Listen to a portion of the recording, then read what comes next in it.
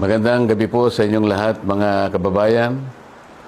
Ngayong araw ay narinig po ninyo ang pagpapahayag at mga deklarasyon at testimonya ng mga dating sundalo na nagpasya na magkatipon-tipon kaninang umaga at natapos kani-kanina lang tungkol sa maanumalyang flood control projects na kinapalooban ng maraming pagdideliver ng napakaraming mali-maletang salapi sa iba't ibang mga tao at opisyalis ng ating bansa.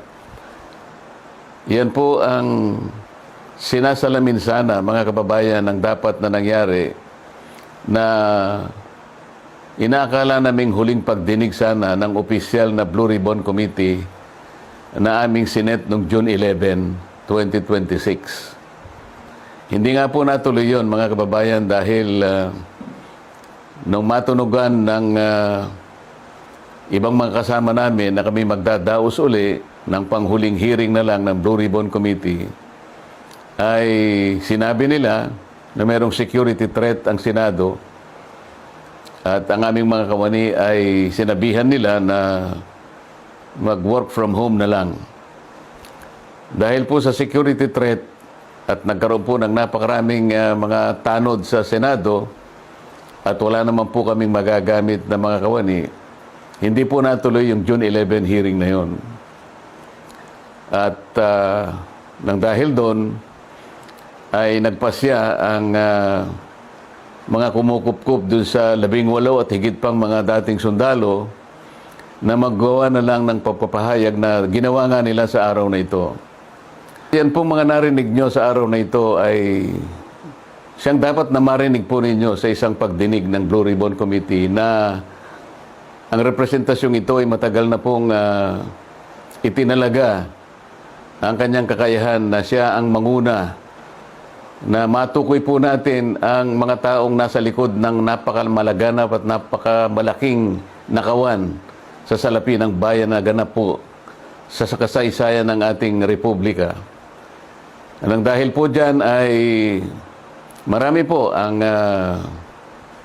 nagkaroon ng galit sa inyong lingkod at ako po ay kinasuhan nga ng kahit mga imbentong mga kaso.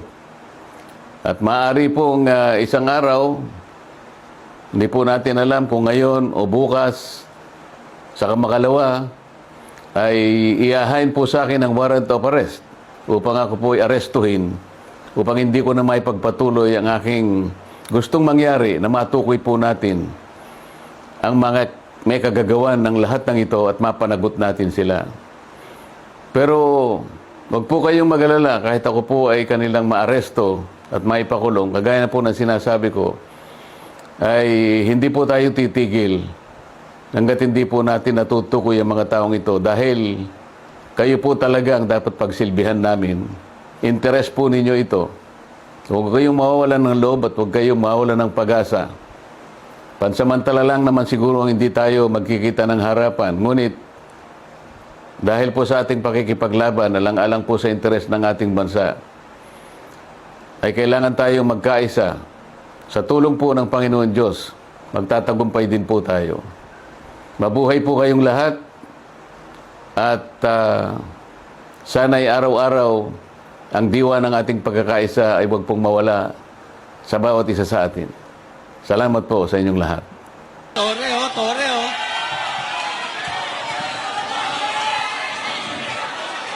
Ito yung concert. Kayo ka, Sarge. Pakinggan po natin, mga kasama. Noong time po na lumabas si Tap Orly po, Gutesa, I think September 20. Teka, Sarge, teka. Quiet lang po para malinaw na marinig natin. Sarge, sige, go ahead. Ito po yung time na yung lumabas na po si Tap Orly Gutesa, September 25, 2025.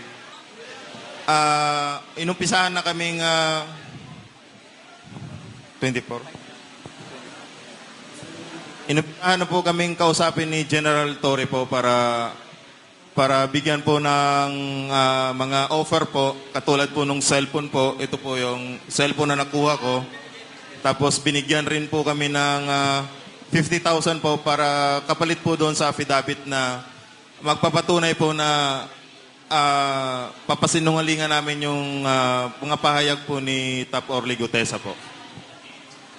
Bale yung 50,000 bayad po sa amin for disturbance fee po na sinasabi nila. Niya po. Yan po yung patunay na pumunta po kami sa Raffles, doon po sa office niya. Sa Raffles... Makati po. Office ni General Torre o ni Saldico? Unit po ni boss, ginagawa niya pong office po. Kasi nandun rin po yung secretary niya po, si Analisa Gaspar po. Sir. Secretary Nino. Ni General Torre po. So nag-o-office siya sa unit ni Congressman Saldico.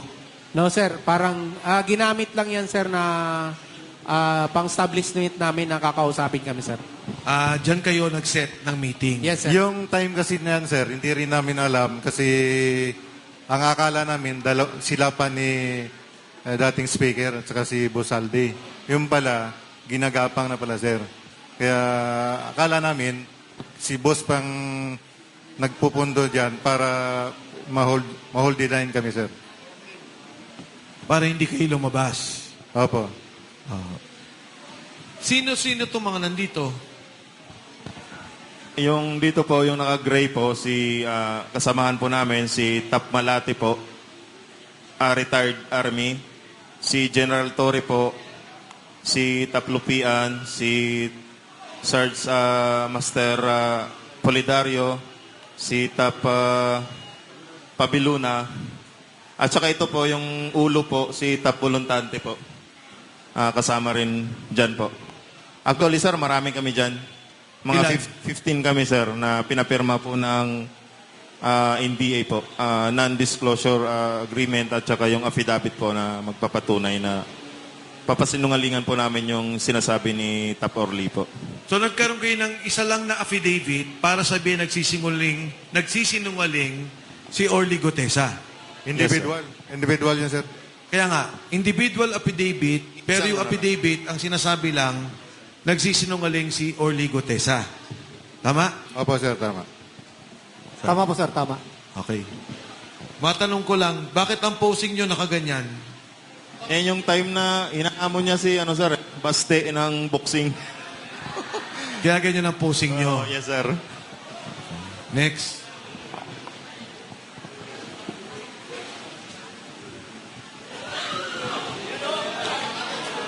Kami po yan. Nagpa-picture po siya sa akin. So, makatuwid, napapirma naman yung 15. Di ba? Napapirma. Ang ginawa kasi namin nun, sir, nag-usap kami ng 15. Hindi kami pumirma nung time na yan, sir. Ang ginawa nila, sir, by batch na kami. Pero napapirma pa rin kami, sir. Napapirma. Yes, sir. Ano pa ang pinangako sa inyo dyan? Trabaho po. Yun po. Gagawa daw po siya ng security agency. Tapos, yun po. Kapalit po nung mga cellphone at saka yung mga hindi na po kami lalabas. Hindi, mabuti. Katunayan niya, sir, yung ibang tropa nandun sa agency ngayon. Mga 28 mga tropa na nandun ngayon, sir. May 28 kayong kasama nandun sa agency ngayon. Opo, sir. Wala namang pananakot. Yun, kasama. Hindi naman masabing pananakot siguro, sir, kasi parang doon na pinangakuan ng trabaho saka hindi na magsalita. Ganun, sir. Sarge, go ahead.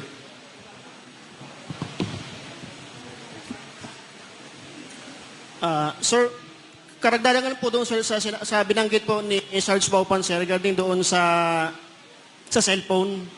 Bali, ang nangyari po niyan, sir, nagkaroon po niyan, sir, ng majority na pilian ng cellphone. Ito po yung isa, sir. Yung kay Sarge Baupan po, sir, ay iPhone 16. Ito naman po yung isa, sir, is Samsung S25 FE. Nung niresearch ko po ito, sir, nilaunch po dito sa Pilipinas, sir, ng September. Tapos binigay po ito, sir, tama po si Sarge Baupan, sir, na naging by batch po yung pagbibigay nito plus 50,000 na disturbance fee. So, ang binigay ko po doon sa kanila, sir, ay yung hindi yung luma, kundi yung bago kong binili, sir, na cellphone. Kaya napalitan po yung sa kanila.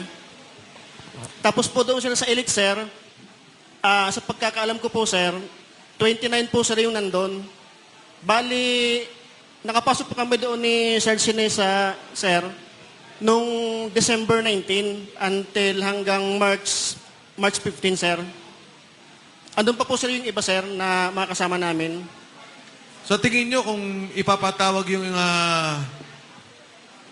mga kasama ninyo, mapapatotohanan lahat ng sinasabi nyo ngayon? Yes, sir. Basta may pasumpi na, sir. Right. May tumawag po sa akin, sir, yung kabats ko na dating pinasok ko, sir, sa Elite. Tumagal po siya, sir, doon ng mga 1 week lang ata, sir. Nung nag-video call po kami, nung nag-video chat, sir, nabanggit niya sa akin, sir, na sabi niya, Meg, yung Elite wala na doon sa dating place dyan, sir, sa may Guadalupe. Di tinanong ko siya, sir, sabi ko, may alam ka ba, Meg, doon sa kung saan sila lumipat? Sabi niya, pagkaalam niya, sir, dito daw po sa may bagong kapitolyo ng Pasig, sir, lumipat yung Elite, sir. Okay. Meron pa ba? Balikan ko lang pakiulit nga yung dun sa Land Bank at saka BDO para lang ma-record natin yung mga withdrawal kasi importante ho yun. Magagamit later on ng as part of evidence. Okay, go ahead, Sarge. Yes, sir. Totoo po yan. Saan Land Bank to? Sa, sir, sa may DepEd. Diyan sa may Dito lang. San Miguel Avenue, sir. Then, Pasig. Yes, sir, Pasig. Then yung BDO, sir, diyan sa may Alpaland Building, diyan sa BGC. Malapit po sa St. Luke's. Okay. Then yung PBCom, sir, diyan po sa may Meralco, San Miguel Avenue, sir, yung PBCom. Yung Land Bank, sir, sa Meralco Avenue. Minimum na withdrawal dito, isa, dalawang maleta. Dalawa, sir, ang pinaka, dyan, sir, dalawang maleta. Pinakababa. Yes, sir. Pag pumunta kayo doon, nakukuha nyo na yung perang buo o paano? Sa experience ko, sir, na nung pumunta kami, sir, dyan sa Land Bank, papasok kami doon, sir, sa pick up na lang, sir. Bali, pumapasok kami doon mismo, sir, sa loob ng DepEd. Then, doon mismo sa likod ng Land Bank, sir. Doon, sir, nilalabas yung pera. Meron din po, sir, doon mismo, sir, sa harap. Pag nilabas, nakabaleta na o paano? Nakamaleta na po yun, sir. Minamaleta ng Land Bank? Oo, sir. At saka yung dalawang babae, sir, kasama sila, sir, sa pagbibilang, eh. Si Kate Villarreal at saka si Mayan de la Cruz. Etong dalawang babae na kanina? Yes, sir. Yan ang malimit, sir, na kasama namin pagka nag-withdraw sa mga bangko, sir. Minsan, sir, may nangyari na ihatid namin sila doon sa mga bangko. May dala na kami, sir, na maleta. Then, tatawagan na lang kami, sir, pagka pipick upin na. Ganon, sir, yung kalakaran, sir. Sarge? Yes, sir. Yes, sir. Na-experience ko po yan tatlong beses po sa PBCom po, San Miguel Avenue, dito po sa may Pasig. Nakapag-withdraw po kami ng dalawang maleta. Kasama ko po si Master Sergeant Lupian at saka yung dalawang staff ni dating Congressman Saldico, si Kate Villarreal at saka si Mayan de la Cruz. Bali, pumasok po kami doon. Ako yung driver nun. Pumasok sila, dalawang empty na maleta na medium. Nag-withdraw po sila doon sa PBCom dito sa San Miguel Avenue. Paglabas po, puno na yung pera. Puno na Yung maleta. Yung maleta ng pera. So ito, dala nyo na yung maleta. Dala namin yung maleta, sir, empty yun. Yung sinasabi kasi ni Sarge, dumarating kayo, may maleta na rin, kasama na. Tama ba? Pasala, sir. Pag pumunta kayong Land Bank mo, paglabas ninyo, ay pag-withdraw ninyo, may maleta, o may dala kayong walang laman. May dala kami, sir, na walang laman, sir. Ah, Then, okay. paglabas, Puno na. dala na namin, sir, yung maleta na may lamang pera. Ang lahat ng loading sa likod ng bangko. O at least may secret Sa likod entrance. sir ng bangko. Kasi hindi pwede dun sa San Miguel Avenue doon sa harapan mismo. Harapan. Okay. Tapos na-experience ko rin sa, sir, sa may land bank, malapit dito sa DepEd mismo ng, Meralco Avenue. Oh, dyan. 2 maleta rin yun, sir. Isang large, medium. Kasama ko rin si May Ann de la Cruz tsaka Kate Villarreal. Yan, na-experience ko na mag-withdraw ng, mali-maletang pera.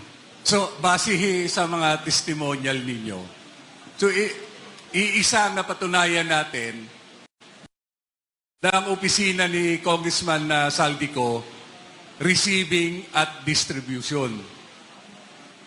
Receiving ng mga kaparte doon sa mga flood control projects, whatever man yon. Ibig sabihin, pagpasok, record. Paglabas, record. Sino may hawak ng ledger? Sa totoo pa lang, sir, may logbook po yan eh. Ang Yes. mahawak po ng logbook, sir, si Mark Tiksay. Si Mark Tiksay po. Tiksay, Pati yung siya mga receiving copy po. siya may receiving copy. Yes po. So, ang opisina nyo ba may CCTV? Audio-video ba yon? Sa opisina, sir, dyan sa TechTite, mayroon po. Then doon sa bahay po ni Boss Aldi, mayroon pong CCTV doon. At saka sa Horizon, sir, sa Horizon Building, from lobby to basement, elevators, mayroon pong mga CCTV dyan, sir. Makikita nyo po yan, sir, pagka talagang i-request nyo po ng CCTV na yan. So, ibig sabihin, lahat ng deliveries ninyo, may mga nakakakuha ng CCTV. Yes, sir. Even it is public place or even it is a private place. And then, proof of deliveries ninyo, pipicturean ninyo, at isesend nyo sa boss nyo, item is delivered. Tama? Yes, sir. Sinesend po sa group chat namin po. So kaya may mga kuha kayo sa mga cellphone ninyo dahil yan ay proof of deliveries na i-report ninyo doon sa opisina o kay Congressman Saldico. Yes, sir. Yung talagang yan po reporting po namin, sir. So, kung magkakaroon ng tunay na investigasyon, makikita. Tama? Tama po. So, ito yung kinatatakutan nila. Rani. Okay, balikan natin yung naunang nag-testify kanina tungkol kay Erwin Tulfo. Gusto kasi niya na maging chairman ng Blue Ribbon Committee. So, pag-usapan natin si Erwin. Pero maliban dyan, merong bagong pangalan na nabanggit ngayon, si Jude. Si Cheese. Hey Jude. Si Judas. Si Kiko. Si George Garcia. Meron pa bang bagong pangalan na hindi nababanggit na alam ninyo? Marami dito sa affidavit, marami. Okay, sige. So mamaya, siguraduhin lang natin, mabanggit natin kasi yung pagkakataon, baka hindi na tayo makaulit. No? Tapusin muna natin si Erwin. Si Erwin, sabi nung unang testimony, nakatanggap ng delivery, unang delivery, 2 maleta. Pagkatapos, 4 na maleta. Ito bang kinikwento mo, yun na yun? Sir, O iba pa? sir, yung sa akin po, sir, iba pa po yun, sir. Iba pa? Okay, Yes po, sir. sige. Kailan nangyari yan sinasabi mo? During po ito, sir, ng before senator election, sir. Senador na siya, hindi pa? Hindi pa, sir, hindi pa, sir. Congressman pa lang siya. Yes po, sir. Bago mag-eleksyon o during the time na kasagsagan na? Sir, bago po mag-election, sir. Bago mag-eleksyon? Yes okay. po, sir. Matandaan mo gaano katagal bago mag-eleksyon? Hindi ko na po matandaan, sir. Hindi mo matandaan. Okay, it's okay. Saan ulit nangyari yan? Doon po yan, sir, nangyari, sir, sa Marius Restaurant, sir, sa Tomas Morato, Timog QC, sir. Tomas Morato, bahay niya, opisina niya? Sir, isa po itong, sir, Restaurant, sir. Restaurant. Yes po, sir. Okay. Ano pangalan ng restaurant? Marios po, sir. Marios. Sa Marios. Yes Okay. po, sir. Sige. Sino yung mga nandun sa Marios na matandaan mo? Kasama niya, for example, kasama mo. Sino yung mga nandun? During ano yan, sir, bali dalawa po kami, sir, na advance team. Kasama ko po dyan, sir, si Elmer Gagukas, na isa pong security aid din po ni former Congressman Saldico, sir. Ano ang dineliver nyo kay Erwin? Yun po, sir, yung pagdating po siya ng tropa niyan, sir, doon po yan siya nakasakay doon sa sasakyan ni Henry Mobina, yung Eco Alpha Gold 4628, sir, na yung armored car, sir. Bali, sir, doon po naganap yung transaksyon niya, sir, doon sa parking sa labas po ng establishment, sir. Ilang maleta? Dalawang medium, Dalawang medium size? yes po, sir, yes po, sir. Okay, yun lang ba yung time na nag-deliver ka ng maleta kay Erwin Tulfo? Yun lang po, sir. Yun lang. Yes po, sir.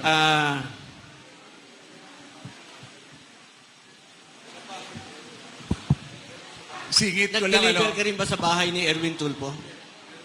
Yung iba pong kasama ko ata, sir. Hindi, na-testify na dati yung dalawa at tsaka anim sa bahay. Sige, please.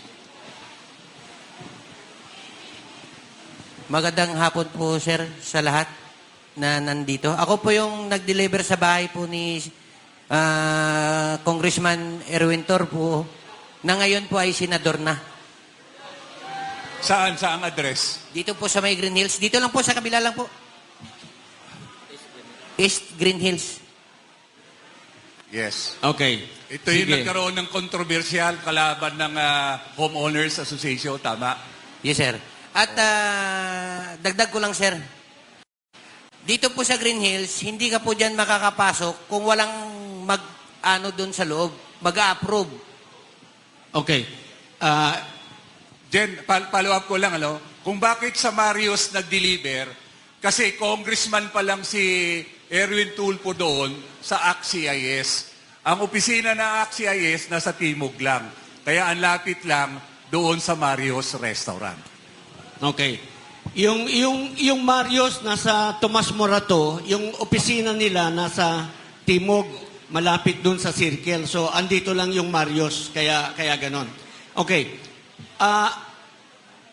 Alam mo ba, kung alam mo, medium size, estimate, mga magkano laman ng maleta na yon?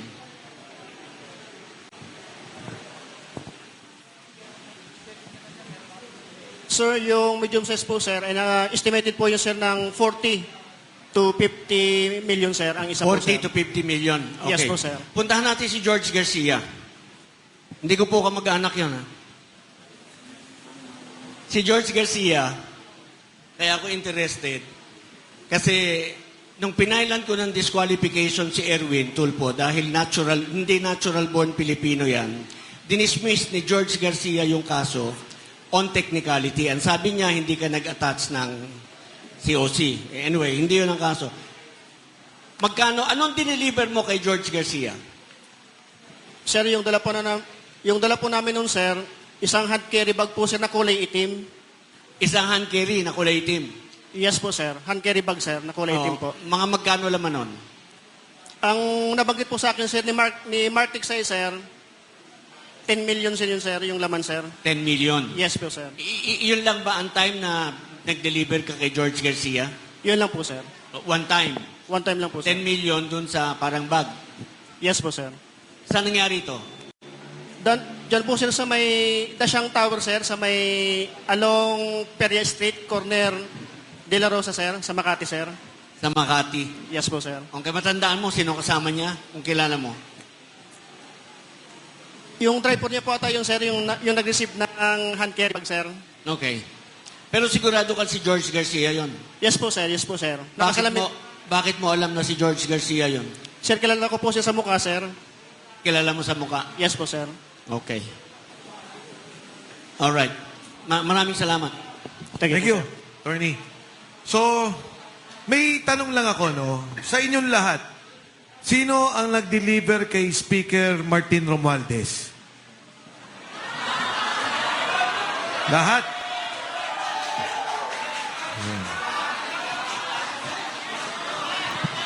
Ipasa niyo yung mic, ha? Sa delivery ng pera, hindi ibig sabihin kay Martin. Sa delivery ng pera, ilang beses. Sabi niyo, sa secretary, meron. Tama? Tama? Congressman, senador. Tama?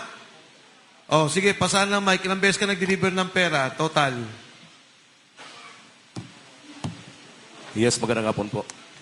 Bali, ako na-witness ko yung pagdi-deliver ng pera doon sa Aguado, sir.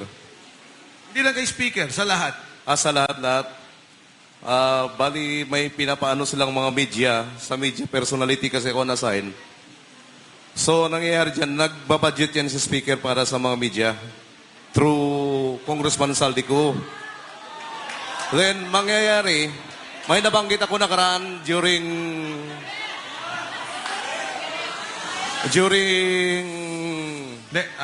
Senate Blue Ribbon hearing, sir. Yung si... Teka, ano yung nakita, ha?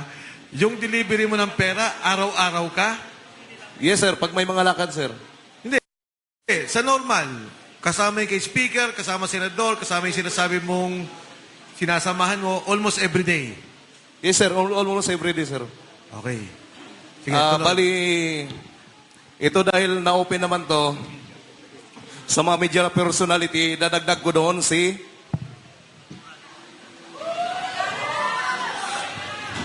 Ramon Tulfo. Saan? Sa Pro 87, Scout Gandia sa Prologue QC. Marios, Tomas Morato, Marios, Scout Gandia, number 87, Prologue, Quezon City. Halos every Thursday, Webes. Pagka-meeting niya, yung media personality ko na ini-escorta na si Mr. Joey de Guzman. Kaya pala si Ramon Tulfo, gano'n na lang mag-react. Ulitin ko po wag natin pong kantsawan yung na mga media rito kasi sinabukulan yan. Ang tumatanggap naman yung mga boss o editor nila. Wala silang kinalaman. Kaya pakiusap ko, wag natin po silang bulihin.